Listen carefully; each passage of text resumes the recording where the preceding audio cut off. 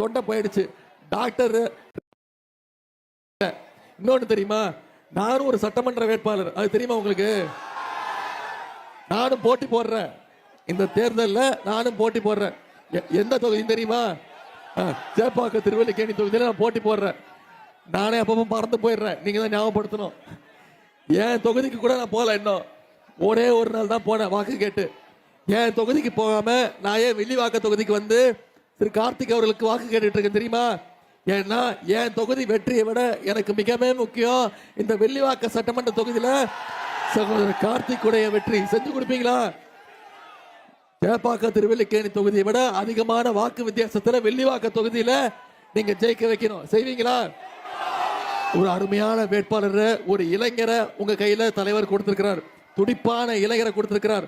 நல்லா படிச்சவர், பண்பாளவர், மக்கள் கிட்ட எளிமையா பழகக்கூடியவர் சகோதரர் கார்த்திக் அவர்கள். கார்த்திகை நீங்க சட்டமன்ற உறுப்பினரா தேர்ந்தெடுத்து அமைச்சீங்கன்னா இந்த வில்லிவாக்கம் சட்டமன்ற தொகுதியை ஒரு ஹைடெக் தொகுதியா, ஒரு எடுத்துக்காட்டு தொகுதியா நிச்சயம் மாத்தி காட்டுவார். கார்த்திக் அவர்கள் இந்த தொகுதியுடைய வளர்ச்சிக்கு முழு பொறுப்பு எடுத்துக்குவார். அதுக்கு நான் முழு பொறுப்பு எடுத்துக்கிறேன். எல்லா நவீன வசதிகளையும் நிச்சயம் இந்த தொகுதிக்கு திரு கார்த்திக் அவர்கள் கொண்டு வருவார்.